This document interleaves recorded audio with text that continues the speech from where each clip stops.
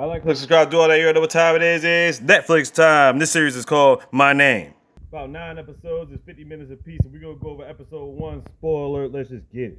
So we start off with this high school chick named Ji-Woo. So she's going to school. We see these guys that sit out front of their house who we find out later on are cops. She gets to her desk, people write all types of nasty stuff on her desk. And this big chick with her crew is always picking on her for some reason. But we find out she's being isolated from most of the kids because apparently her father's some type of thug or gangster. Now she's not bothering anybody, but it got to the point where it's so bad one of the teachers wants to transfer her out of the school. So apparently somebody in the school put some paraphernalia by her desk. So obviously we're assuming, yeah, the fat chick and her crew did this shit. So she threw it back at her face, basically saying she ain't having it no more. They started to fight, she whipped all their candy asses. And then she basically said, fuck this shit, I'm out. Before she left, the teacher confronted her and she took off her badge and said, fuck this shit, I'm dropping out. And basically she had enough of the school anyway.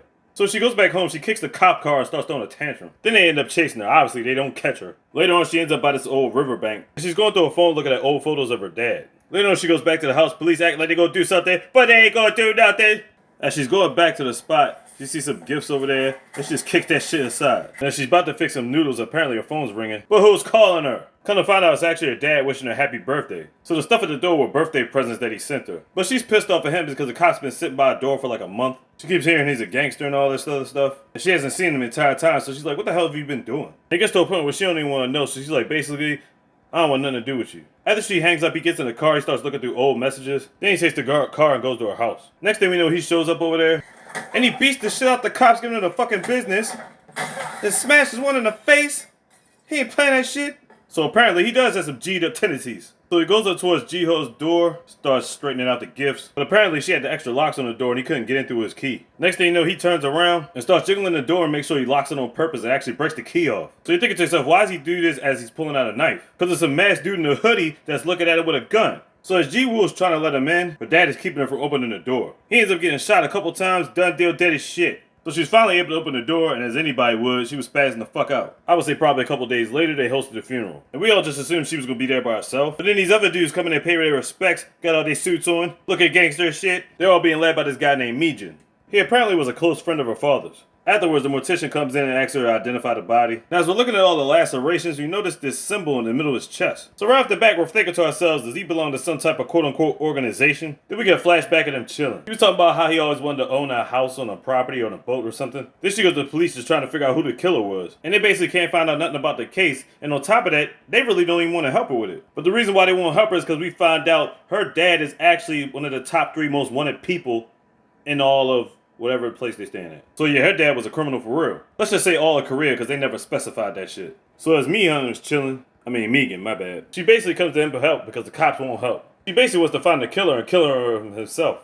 So he's like, fuck it, you want to kill somebody? Kill me. Take this knife and stab me. So man, I ain't got no beef with you. Why the fuck would I do that? He takes his knife back, slaps her, and tells her, get the hell out. I guess in his own way, he's letting her know, like, man, you ain't ready for this shit. He ain't had to slap her, though. So as she's sitting in the house, she hears a knock at the door. And we're like, oh shit, it's probably the dude with the fucking hoodie. Now, at the time, we didn't see the dude that killed her dad, but as she's looking through the peephole, we see this dude. So to the viewing audience, we don't know if that's exactly the same guy or not, but she's got this look on her face like it might be. But then I thought to myself, she couldn't know what this dude looks like, because when her dad got killed, he was covering up the peephole. And when she opened the door to check on him, he was long gone by then. But she ain't take no chances, and she just stayed quiet until the dude left. But then after he left, she came out with a metal stick and started chasing him down the street. But he drove away before all that, sitting out in the rain contemplating was that really him. So apparently when she went to the police, she did have a picture of this guy, but it wasn't very clear and you couldn't really make out who it was. So she made photocopies and started posting it up all over the city, and even at a couple shops. Megan was stopping to see somebody and he seen one of the pictures posted up too. Later on, she gets a phone call from an unknown caller, because apparently she also put up a reward for this guy for like 5 million wulon. So the dude told her to meet her somewhere, so obviously, she needed to get some protection or something.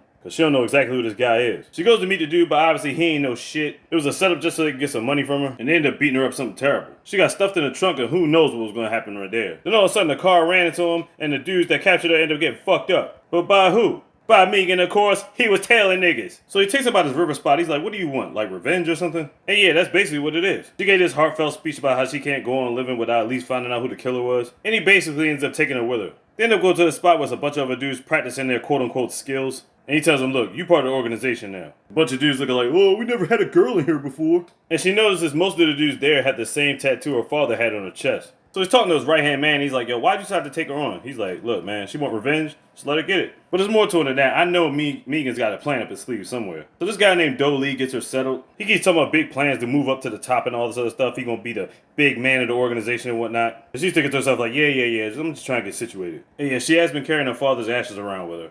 So basically, the guys make her do dishes, wash clothes, and all this other stuff. Basically, in a situation where she's going to have to prove herself and all that. You got this one guy being an asshole. Notice how he does not have a tattoo on his chest. So I'm not really sure if he's officially quote-unquote locked in. So she's trying to train. He basically starts picking with her. Male chauvinist stuff at its finest. But then Do Lee helps her out, making sure nobody fucking with her. Then later on, when she's finally by herself, she's getting some training done. And Megan comes in to help her out. He lets her know strength is not going to be a strong suit. There's always going to be somebody stronger than you. So he's going to teach her how to look for vital points. And he learns with training with her a little bit, he realizes that she got a little bit of potential. Then we see this picture of Megan's desk, and I know that's the dad, but I'm thinking to myself, is that Megan over there? Because he doesn't look the same. I was still kind of confused who was that on the right, you know what I'm saying? Afterwards, just chilling, smoking and shit. Then the next day, he held this tournament with like 16 of his fighters. Do Lee and Jin Woo being 2 of them. And after all the melee, we learned Do Lee's pretty damn good. He ends up being the winner. Or so he thought, because Ji Woo was still standing. So apparently Megan has already made sure that the winner gets 10 million Mulan. And Ji Woo showing her toughness. Now she's one of the last 2. And then it's time. So is Ji Woo going to win the grand prize? You figure all this training is going to lead to something. And what is Megan's plans for Ji Woo? I'm going to watch the rest of the episodes and find out. My name on Netflix. Check it out. Like, subscribe, do all that. You already know what time it is. Click easy, miss. Big, you got that slogan.